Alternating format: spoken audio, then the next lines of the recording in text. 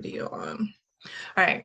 Hello, everyone. My name is Shri. I am one of the founders of Black San Diego. The other founder should be on very shortly. Her name is Tanisha.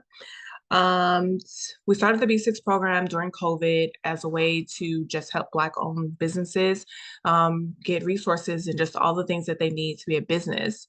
It really came about because a lot of people couldn't get access to grants and funding during COVID because they didn't have basic necessities as far as insurance, maybe like a profit and loss statement, or just really anything that they needed to be able to qualify for any assistance. And so we did a lot of research to see like what do you need to be a business owner like in San Diego. And so we came up with B6. That means like business six because it's six things that you need to be a business owner. So like insurance, maybe like a business license, certificate, a seller's permit if you're selling something, business insurance, like a bank account, just those basic things that we found out that people really didn't have. And so that's where this program kind of came about. And so now we're doing a monthly series where we get speakers, experts to like really kind of talk to you guys about what you guys need and just kind of how to navigate things. So today we have Jacqueline with JW Financial who's going to go over like all the accounting and business taxes. And if you guys don't know, she's actually Black San Diego's accounting bookkeeper. She makes sure that we're doing all the things that we're supposed to do. And she's also on my real estate business. She also makes sure that I'm doing and have everything that I need for my business. So I'm excited. So welcome. And Jacqueline is on you. Hello, everyone. Thank you so much for that great introduction. Um, and welcome to the Black San Diego B6 series. I am Jacqueline with JW Financial, and today I am going to present a workshop on business accounting and taxes. You guys can see my screen okay? Feel free to type in the chat or talk back. So it's just not me standing here giving a presentation, but we can kind of interact with each other. So Yes. I am the founder and CEO of JW Financial. I've been doing accounting for over 28 years. I started JW Financial in 2004, and most clients come to me with an idea in their head, and I help consult with them and let them decide the best tax structure. And then we put a plan together to take the money that's in their head and put it in their bank account. So that's kind of a little bit about what I do. Each client has a different path and goal to accomplish. So I provide a personalized service that's unique to each client that I have. So now that I've introduced myself, hello, Latanya, why don't we go ahead and take a moment to drop your name and business in the chat so that you can tell us a little bit about your business. Since we're all business owners here, we can take advantage of the networking opportunity, either existing or potential businesses. And if you have questions, feel free to drop them in the chat and we'll just monitor them as we go, okay?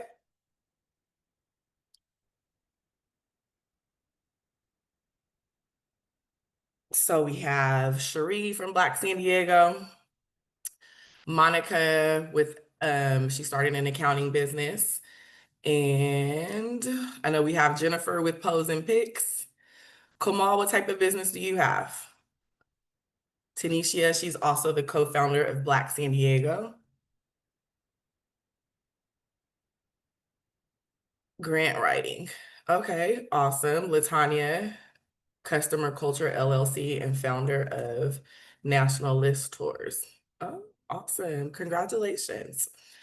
Okay, so as you're dropping the company info in the chat, we'll go over some of the objectives that I'd like to discuss today. So by the end of this workshop, you should be able to know the types of accounting methods, 3 types of financial statements. We should know some entity structures and what tax forms to file depending on your different entity type.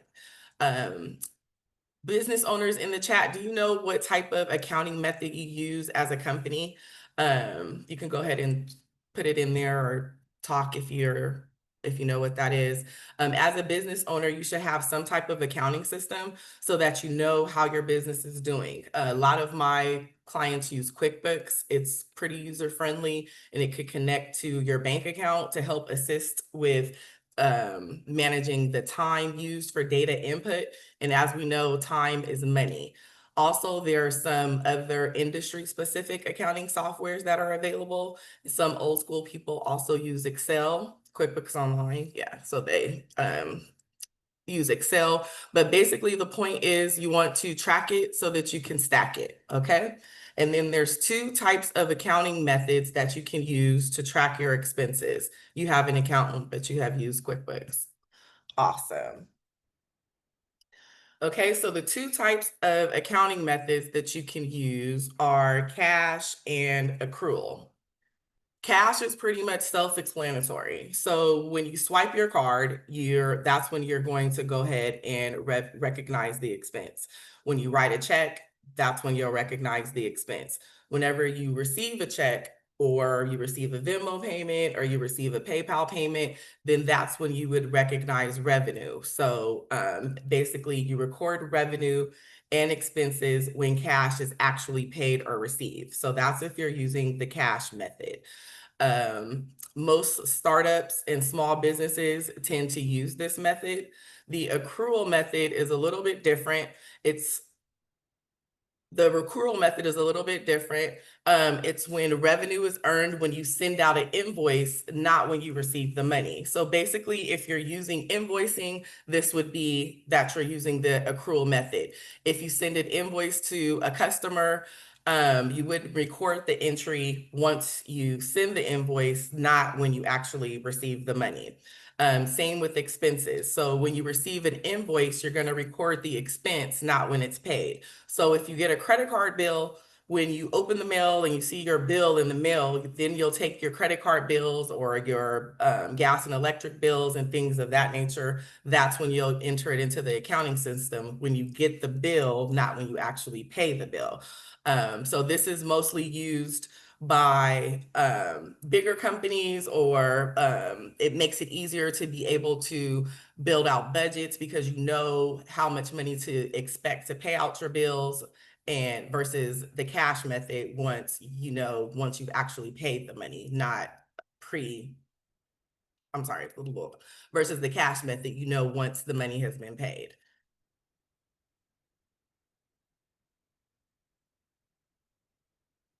I wouldn't say that there's a best method per se. Monica wants to know if there's a best method.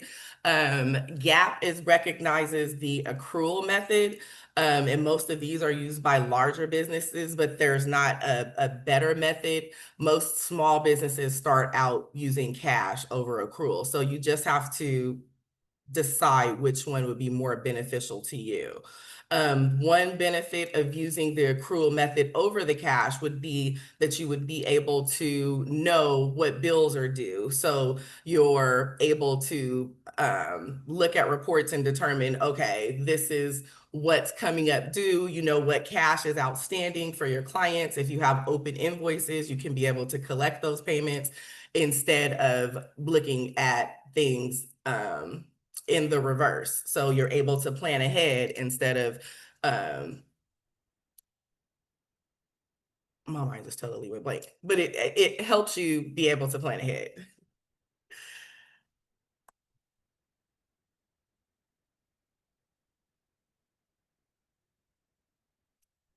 And depending on the accounting method that you choose, you might need a few statements to see where your money is going and how best to run your business. So it's important for you to keep your books up to date so that you can make informed decisions about your business.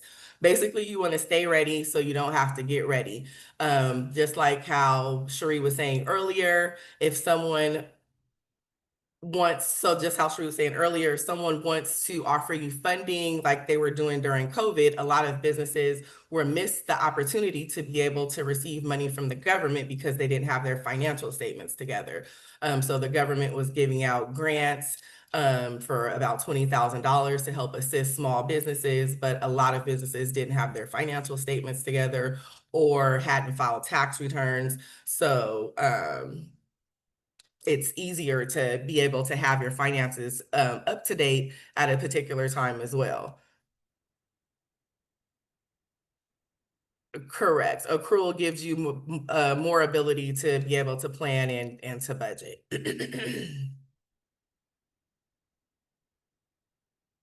So the first income statement that you want to look at is called the profit and loss report. The first report that you want to look at that's going to help you as a business owner to help you manage your business. Once your accounting is up to date, then you can review reports that can help you manage your business and file your annual taxes, quarterly or annual taxes at each year. One of those statements is called the income statement. The income statement is also called the profit and loss report because it shows, it's also called a profit and loss report because it shows the profit and loss for a business at the end of the year. I'm sorry.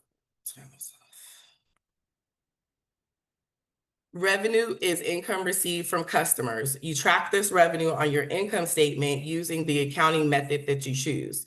Two businesses may have the same type of expenses, but you use them for different purposes. So for example, if you're a business that sells hair, and you're a business that provides electricity to people and your expense type is SDG&E, then you're going to be inputting that expense into your system differently. So for the hair shop, if you're writing a check to SDG&E, that expense would be a utility. But if you're a company that's actually selling utility, the SDG&E expense would become a cost of goods sold, which your cost of goods sold are expenses that are direct costs associated with a good or particular service.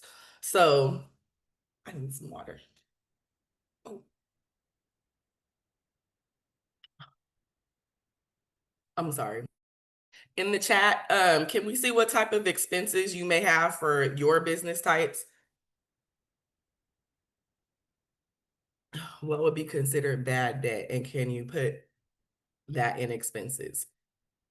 So bad debt are considered to be expenses, excuse me, but it would be associated with doing accrual accounting. So when you do accrual accounting, like I said, your revenue is for when you're sending money out to, when you're sending out your invoices. So as you send out invoices to your clients, then you're creating income on your profit and loss statement. But then say they don't pay you your invoice that you sent out. If they don't pay you your invoice that you sent out, you can do an adjustment to income, and now that's when you're going to create the expense for bad debt. So it'll show up on your profit and loss as bad debt. But if you don't send out invoices, then you won't have any bad debt expense because you never created the revenue in the first place to offset that expense. And then as far as amortization, that's also something that's kind of with the it's a tax term. So you have two different ways that you can write off your assets for taxes. It's called depreciation or amortization. Depreciation is for physical products, things assets that you buy over $1,000. So if you purchase a vehicle, that would be considered an asset where you would take depreciation.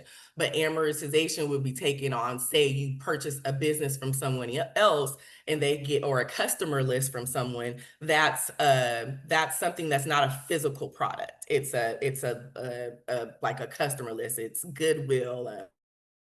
Well, technically it's, it can be a list, that's written out. Those are things that you would amortize, not depreciate. So those are deductions that you can take tax-wise over a specific period of time, like a gradual repayment of a loan.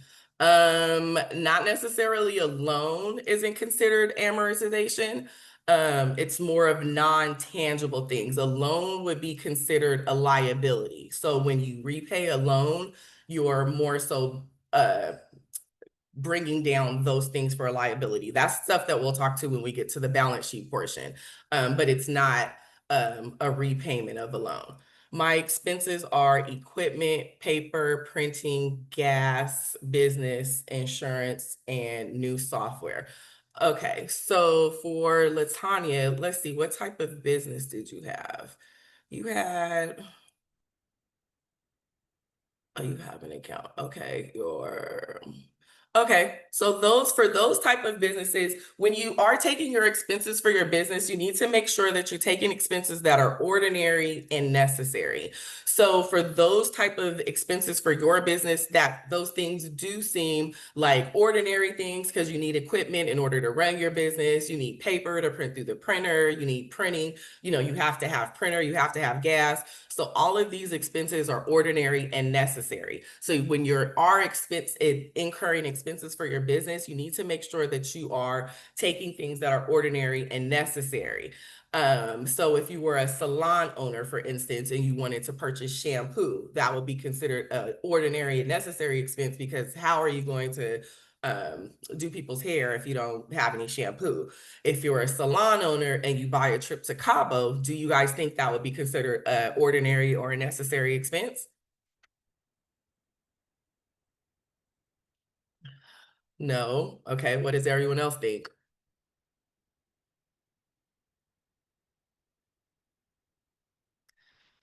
Right. Yes, those are the right terms of thinking. If you're taking a client or if you got hired to do someone's hair and things like that, then that would become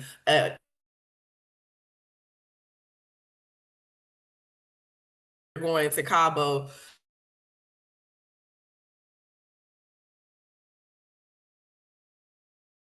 business expense.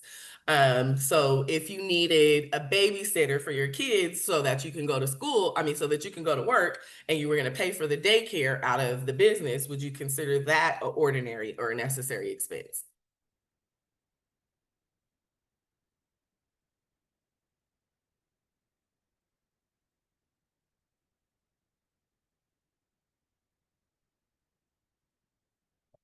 So that would correct. So that, or as any, not unless if you can't, not as a salon owner, actually, correct. So it would just depend on whatever your business type is, if that is considered ordinary or necessary.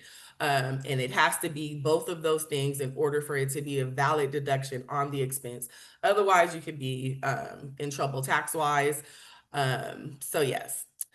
The second statement, and that's the second statement that shows that we're going to talk about it. Oh, and then here we have a sample of the income statement, which at the top it shows of our revenues, which we had discussed. So those revenues are going to come through as cash, or they're going to come through as accrual, depending on what type of assets, what type of accounting method you determine.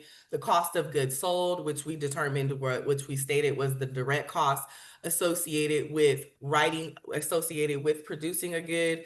How do you write off entertainment? So the way the tax laws are currently written, entertainment is not tax deductible. So there's not a way for you to write it off with the current tax laws that are in place. Previously, you were able to write off entertainment.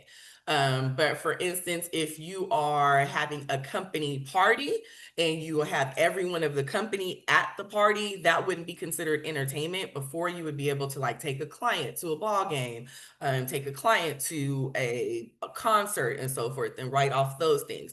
Those things are not deductible, but the meal that you have at the ball game with the client would be deductible, but the entertainment portion of that expense is not deductible.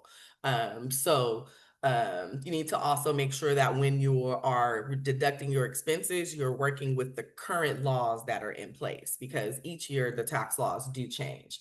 So these expenses flow through to the income statement. Then at the bottom, we have our net income. And so that's what would be used for management purposes. So you can see, well, did we make any money? How well did we do this quarter, this month, this year?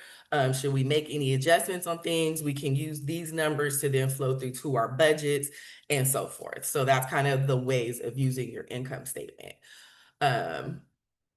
Can you write off marketing? Absolutely, you can write off marketing. You need to find out ways to get clients in the door. So that would be considered an ordinary and necessary expense, what you would pay for marketing to get clients through the door. One thing in regards to expenses though, if you pay anyone over $600, you need to make sure that you're sending them a 1099.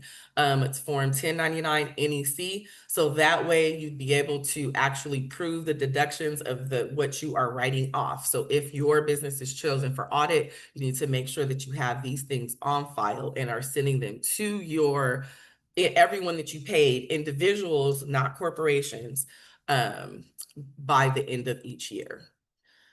Is there a price that you can't go over for marketing expenses? Again, it has to be reasonable and necessary. Ordinary and necessary. So right now the cost of many things are going up. So any price that you pay for what you're giving as a business owner, you want to make sure that you're receiving value in what you get. Value doesn't also always necessarily equate to price. It's also time. So you want to make sure that you're making smart decisions as a business owner, because we are ultimately in business to make a profit. That's why we're considered a for-profit business, not a nonprofit. Okay. So our next financial statement that we would use that would show the financial position of our company is called a balance sheet. So basically, if you want to know how much are you worth at a particular time, this report is like you're taking a snapshot of a company at a particular time, be it the end of the month, the end of the quarter, the end of the year. The profit and loss statement was more over a period of time. This is at a particular time, at a specific date. So this is going to show you assets, liabilities, owner's equity are all on this report. Anything that can be liquidated for monetary value. So this is where we're going to find those accounts receivable, Kamal, that you were asking for about bad debt. So if you pick up accounts receivable here where it shows like this company had accounts receivable, say they didn't pay that accounts receivable, they know it was uncollectible at the end of the year, accounts receivable off of their balance sheet and pick it up on their profit and loss statement for $35,000 in bad debt, or whatever the amount of that was uncollectible. So those things are listed on the balance sheet, as well as your bank account balance and things of that nature. That would be in the asset category. Everything what's up towards the bottom is liabilities. So this is basically who you owe. So if you're one of those businesses that got an SBA loan, a PPP loan, those things would be listed here. Also, it shows owners of equity, which is basically how much you as an individual have put into your business. It shows retained earnings, which is how much the company has earned since the company started. Every year as you make money or lose money, this report should reflect the amount of those totals. That's what is listed under the retained earnings. Is my company profitable? So that's the benefit of having this particular statement up to date, is the ability to tell those things. This statement causes the clients most difficulty in preparing on their own because they're not familiar with how to classify assets and things properly. So it results in inaccurate reports. One of the things to know too is that it's called a balance sheet. So these things they need to balance. So your total assets should equal your total liabilities plus your total owner's equity. Okay.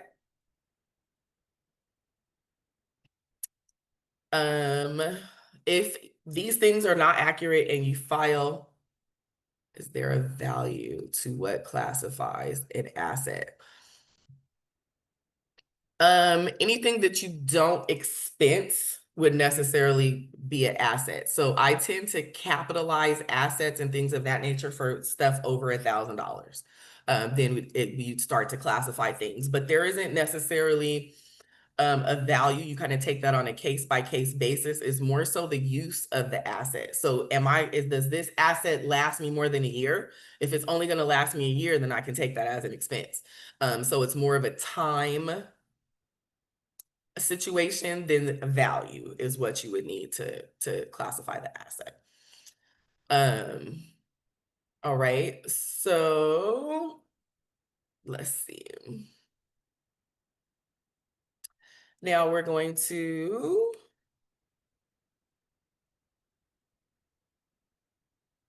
does anyone have any other questions? I review my statements monthly. Will I try? We all try to review our statements monthly. This is true. But that's why it's good to have people that will assist you so that you can focus on doing the business and then hire others that can focus on your money. So then you'll have the reports so that you're able to make the knowledgeable decisions and stay in your lane and actually get money versus the time it takes for you trying to learn this or trying to look at your reports once a month.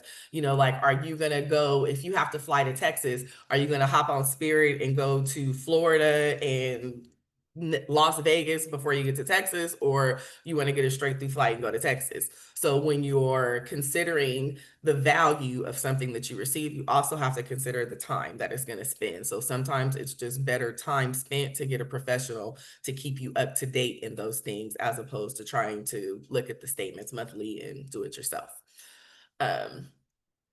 Okay.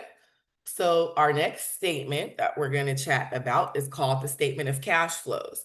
So the statement of cash flow is mostly used when it's only used when you're using accrual accounting.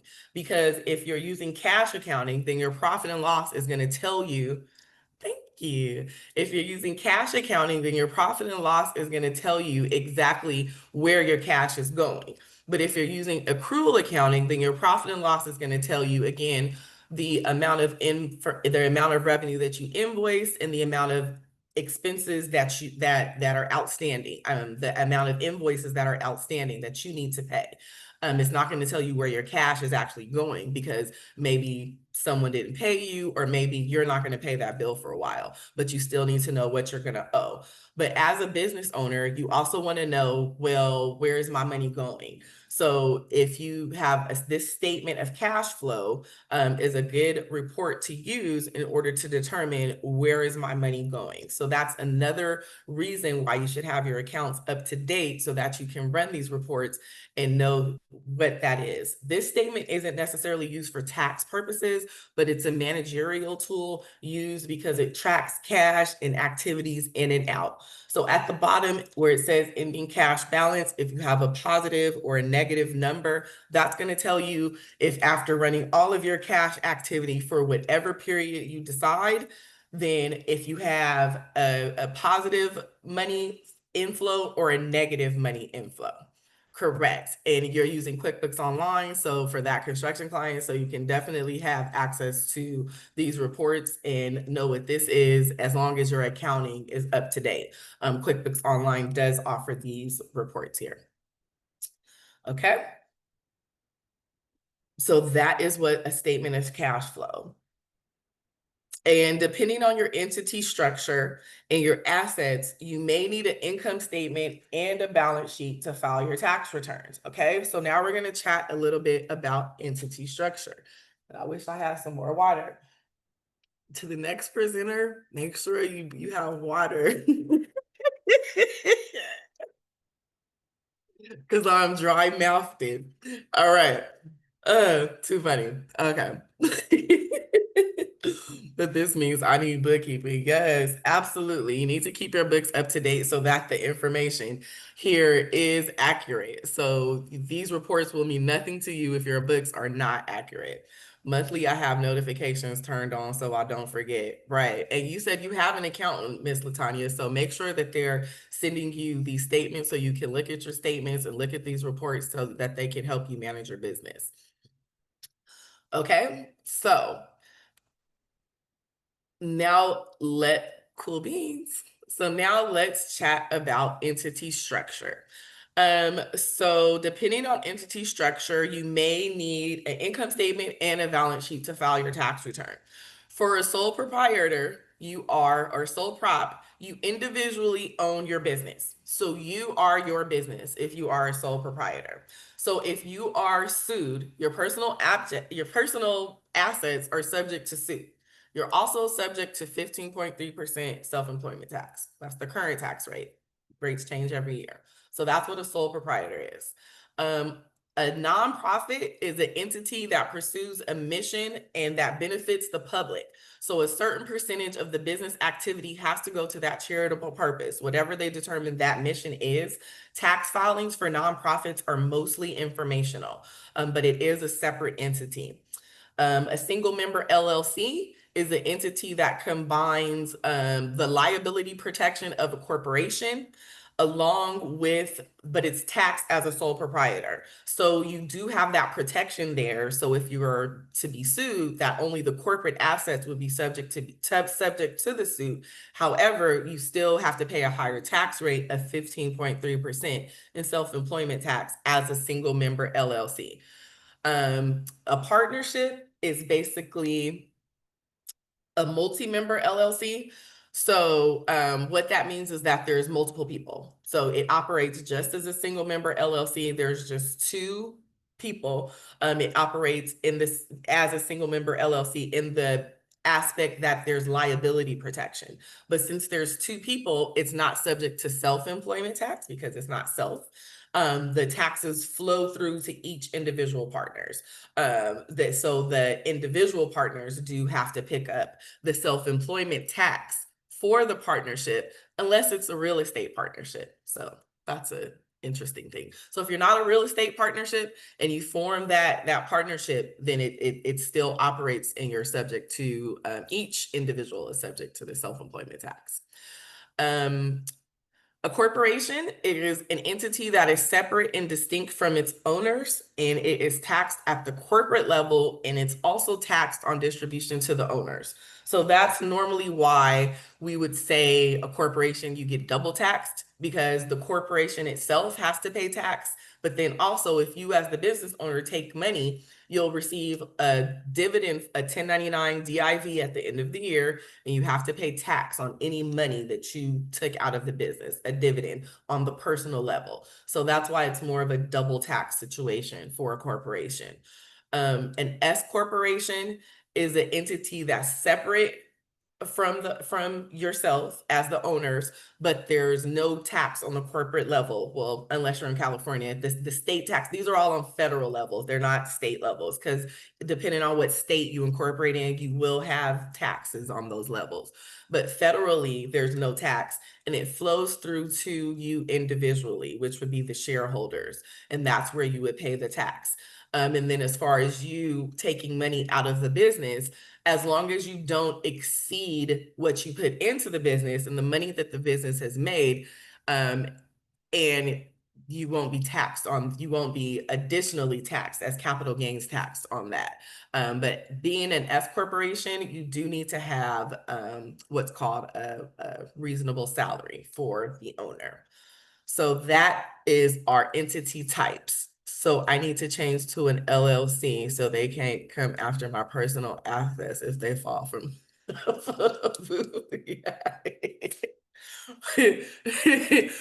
Yes and no. That would be have a consultation. It depends because you can also have insurance that would cover you falling from your photo booth. So you kind of want to have a consultation with a professional to see if the insurance that will take care of you covers what it is, or if your personal asset, can cover whatever those personal assets are. So it just depends. But you aren't saving any taxes being a sole proprietor. Well, it just depends. If you're a sole proprietor, you're not saving any taxes. As a single member LLC, you're the same thing. So, all right. So did we have any questions? No questions? All right. So each entity has a separate filing requirement. So if you are a nonprofit, so at LLC, I still pay self-employment. Correct. You do pay self-employment as an LLC. I got a question, but typing it out. Hold on. Don't worry, come on. You guys still got me for 20 minutes. So that's fine. And you can also talk to me. You don't have to type. You can talk. I talk back. It's fine. We can have a conversation. All right. So now we're going to kind of discuss about the tax forms. Nonprofit, if you are a nonprofit, the tax form that you would file, correct. Unmute, Kamal. So when should you make the jump from sole prop to LLC to corp to an S corp? Well, that's not a general question. That's not like a general answer, like a one size fit all type answer. But I would say it makes financial sense if you're in the state of California when you're at least at a net income of about $25,000 to not be you definitely don't want to be a sole proprietor because you're paying all that in self-employment tax, 15.3%. That's kind of a lot.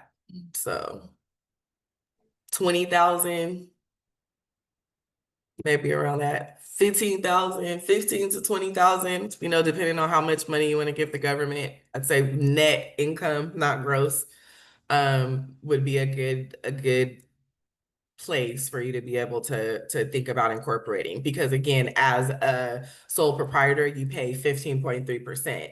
So from sole proprietor to LLC, you don't receive any tax benefit.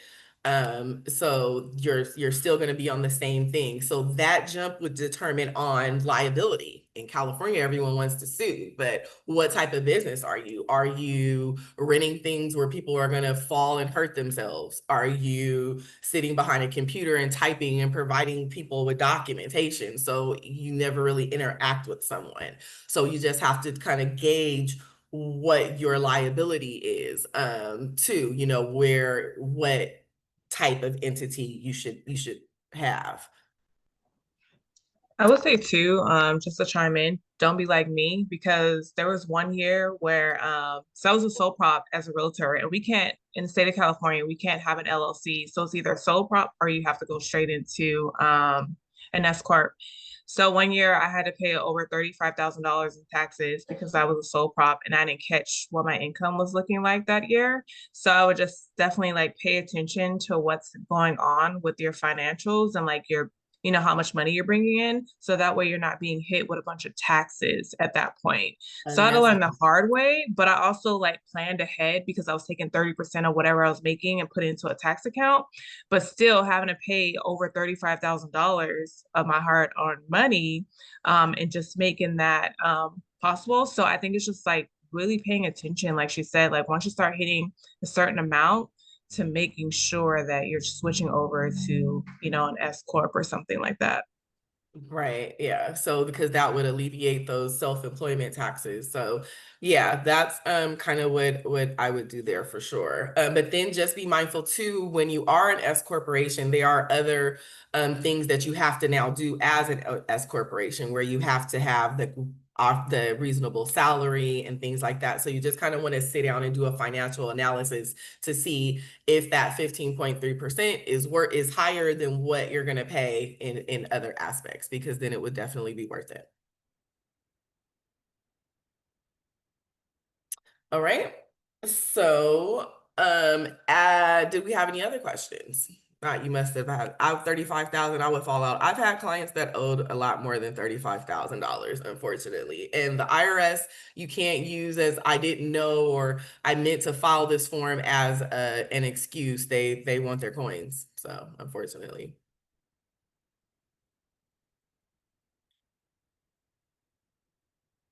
Awesome, awesome.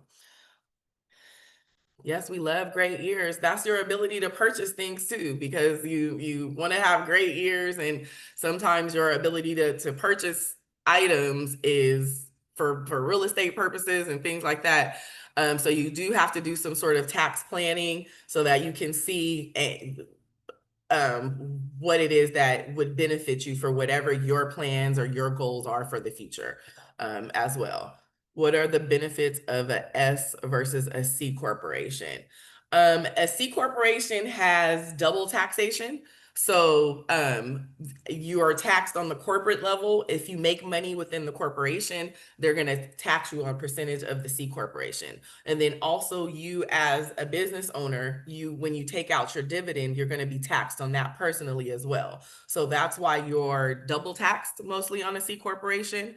And an S corporation, that double tax does not exist. The corporate level tax is only on the state level, but then the federal, it passes through to the shareholders, and you're taxed individually based on whatever percentage of the business that you own as the shareholder.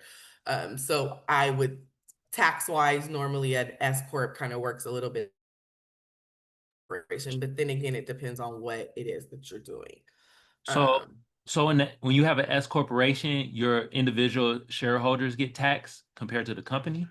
Correct. Well, you'll have a tax on the company level for the state. So if you're an S corp in California, they charge you minimally $800. So and unless up to or 1.5% of your net income, but the lowest amount that they charge you is $800. So each year to have your corporation, even if you make no money, you're going to pay $800 to the state. Now for federal, if you make $10,000 in your business and you two people own it, then each person is going to get a form K-1, and they're going to have to pay taxes on $5,000 and $5,000. Okay. And then the LLC compared to a corporation, how do those differ? So if that was same LLC made $10,000, now that owner is going to have to pay 15.3% in taxes. The S corporation did not have to pay 15.3%. The S corporation is just adding the money to their taxable income. The LLC owner is going to add the 10,000 to their taxable income plus pay 15.3% self-employment tax. Okay. And then I know with an LLC, you got to pay like this $800 like a year. Correct. That's similar to an S corporation in the state of California. It's $800. Correct. Minimally. All right. Yes. Do you consult on that? Oh, yes, I do provide consultations on which would be more beneficial if you want an S corp or a C corp for your individual situation. That part, taxes, right? Okay, so for a nonprofit, you would use Form 990. That would be the form that you would file if you're a if you're a nonprofit. And it's mostly informational. If you're a sole prop or a single member LLC, you're going to file a Schedule C form. So this form is filed with your personal tax form. It's not a separate form that's filed, it's a separate schedule. So you will see that self-employment tax, that 15.3% assessed, and it's all going to be done on your personal tax return. If you are a corporation, you're going to file Form 1120, and that is a separate form for the corporation. And then you'll have the tax there on the corporate level. If you're an S corporation, you will file Form 1120S, and then that's what's going to give off the forms that you're going to be taxed individually. You'll receive a K-1, but there's no self-employment tax for S corporations. For a partnership, that's also a separate entity. You have to file a 1065 form.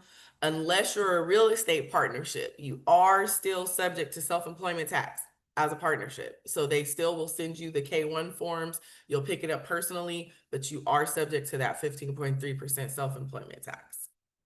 Okay. So if you're interested in better understanding your income statements, I will drop a link in the chat to the Google form, and then my team can send you over an ebook on how to help decode your profit and loss statements. Just remember, time is money. So when calculating the cost of hiring someone, make sure you don't just look at their hourly rate, but you take the time that it would take for you to perform the task as well. And now we can open it up to more Q&As. It sure costs to be the boss. Definitely, it does cost to be the boss.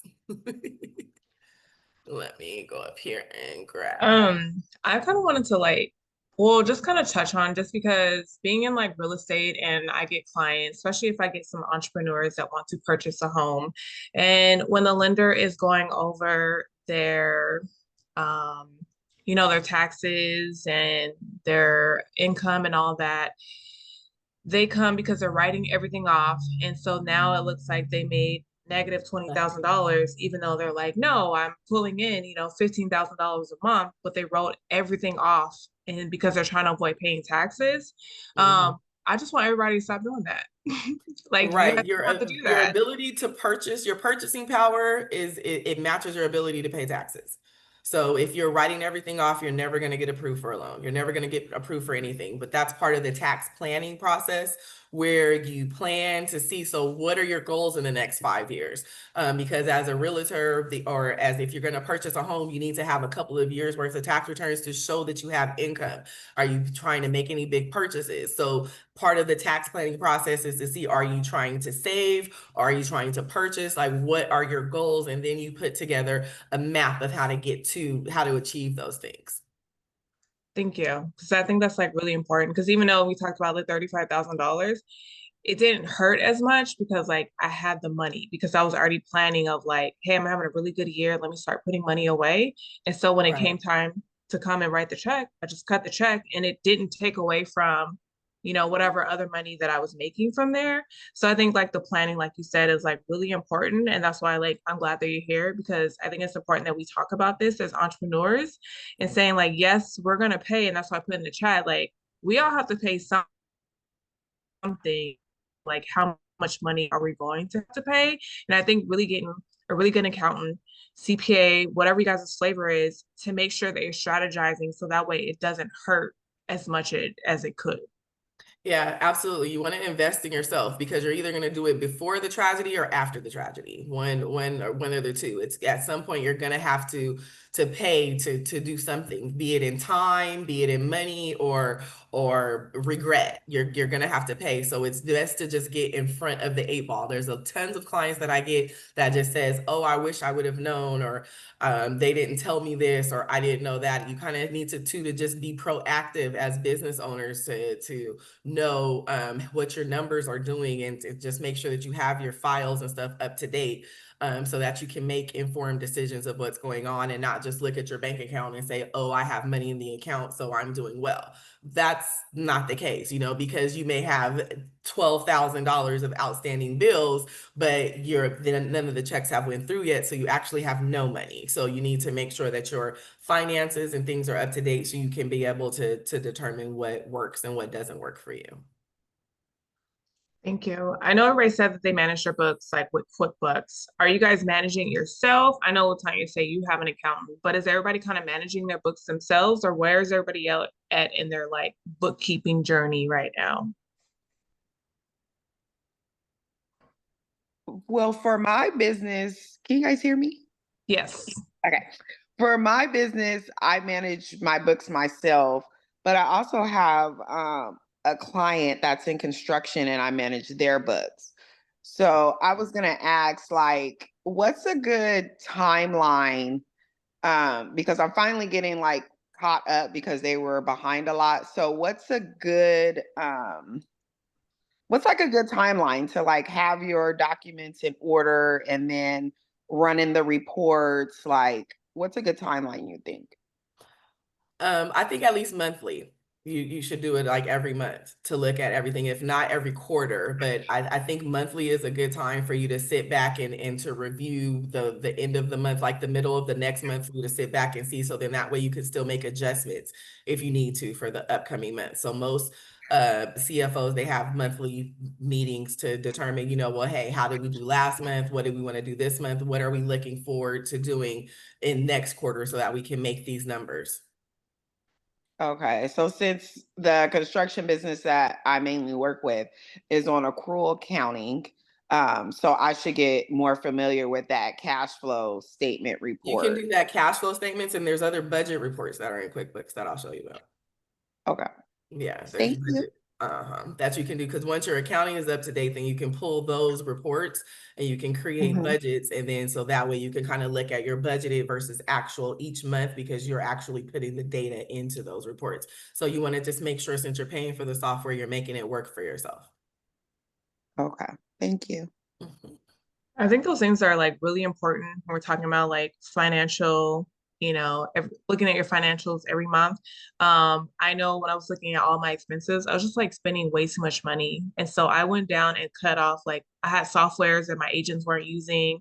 I had different little programs that my agents weren't using. So I think it's like really important, like you said, like the monthly thing of like, how much is this benefiting me? And if it's not benefiting me, then let it go. Like all those little Right. subscriptions, you think like, oh, it's only $5, $10. Well, that $5 and $10 really adds up, It and it adds can up. really hurt your bottom line from there. Right. Especially in months where you're not bringing in a lot of money. So track it so you can stack it. I like that. Yeah. Go ahead. Come on, you got something? Yeah, I wanted to ask more. How everybody doing? Hope y'all doing well. I wanted to ask more about the corporations. So with I know the single corporation is just only you, but when you start having the partnerships and then the S corp, is those like the same thing as like the board members and directories, or is that something totally different? Like, You can have any company can have like a board of directors or board members or things like that. Most companies that tend to have them are more so nonprofits, but any type of company can have a board member, or a group of people that make decisions for the company. That's basically what board members are. They're gonna decide. There's the treasurer. As a company, when you set up your business, you need to decide who's the treasurer, who's the secretary. These are things when you do your articles of incorporation. So that's kind of your board that you set up, that who is going to do and have these positions within your company, be it one individual, two individuals, multiple individuals. So they still exist in each level of business. But it's separate. It's like a part of the company. Did I answer that for you?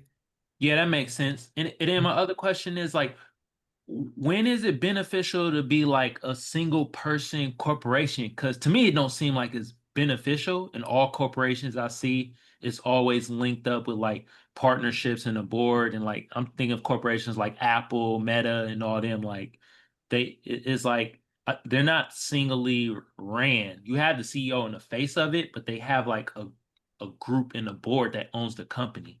So when is it Right. Well, beneficial? they I'm don't sorry. necessarily own the company, they're running the company. The people that own the company are the shareholders, but each company has to start somewhere. So when Yeah. you create the business, if you're creating a business that's like you want to scale to the point where it's going to be multiple shareholders, then you need to make sure that the stock amount that you have in there is enough to where they can purchase different shares of stock to where it can scale up to that status of business. But everything has to start with you have to start somewhere. Okay, I got you. All right. Are you thinking about like talking about like more so like if you had an S corp and you'll see the benefit because it's just you? Is that where you kind of like thinking, Kamal? Yeah, because it's like, with I feel like with corporations, you trying to grow them and you want them to grow, and it seems more beneficial when you have partnerships. That's why like being a single corporation, I'm trying to see where the benefit of that It is. would be the tax benefit. You wouldn't have to pay the 15.3% self-employment tax. Okay. That's what it comes down. I'm a single person S corp. That's why I asked like for Correct. clarification on that. I'm not an LLC. I'm not I'm like an S corp, and I have payroll set up through ADP. Jacqueline does like my books. I pay myself a salary every month, so direct deposit. My kids are on payroll too, so they get a direct deposit. There's all the timekeeping that's all done in there. I have a retirement account that like was set up. So literally like I work for SAC Realty, and that's just it. And that's how it flows. So then when I do my taxes, when me and my husband do our taxes, I just turn over my W-2 and my taxes. I'm a W-2 employee. That's it. Your W-2 and your K-1. Yes. So that's how and I just pay my taxes like based off of that instead of just trying to, like I said, a sole prop where I was getting taxed all this extra money. So the benefit is in how like basically saving more money in the long run. Okay, I got you. I get it. All right. Cool. There was a question. Is there another program besides QuickBooks that you recommend? I know so a lot of people use Wave is one that's out right now. There's a lot of different little apps too that can track to your bank account and then that are kind of industry specific, but I don't know them off the top of my head. I've been in business since 1997, and the majority of customers that come to me, they used to use like Peachtree and Epic and Suites, but the small businesses, they're using QuickBooks Online. I just found that to be a lot more easier and like user friendly, especially for like your everyday like person. And the reports are very easy to read and like pull up. So that way I don't have to hit up Jacqueline like, hey, can you send me over X, Y, and Z because I need it. I literally can just go on there and like pull something, or if I need to see something, I feel like it's user friendly for me to be able to pull whatever I need up from there. Right. And the accounting information is up to date. So whatever she's pulling out is accurate, so she can be able to manage her business. Cool. It is 7. I want to respect everybody's time, but if anybody has any last minute questions or anything, go ahead and let us know now. And then Jacqueline, if you want to drop your information in the chat, I know you put a Google Doc in there, but if you want to drop your information, in case anybody wants to connect with Jacqueline, definitely, like I said, if you guys need some help, I used to do accounting way back in the day, and everybody looked at me like I was crazy. When I hired Jacqueline, I was like, I can't work the business and work in the business. My time is better spent somewhere else. And so you guys need to make sure, like, what is your hourly rate? What is it going to cost you to do all of your books and keep that all up to date? And if it doesn't make sense, just outsource it and really focus on growing your business from there. Absolutely. Well, thank you so much for having me, you guys. Yes, value is definitely more important. Time is important. You have to determine that as well. Well, thank you for dropping all these gems, girl. You're welcome. Thank you. We needed that, baby. We needed that. Well, thank you, Thank everyone. you. Make sure you look out for our next B6 series. It's actually going to be in person, so definitely look out for that. We're just going to take it out the chat or off the offline and put it. Yeah, we're going to take it online, whatever, but we're going to be in person next month, so that way we can go ahead and get this going for you guys. So. Awesome. Sounds great. Well, thank you so much, everyone. Have a great day. Bye. Bye-bye.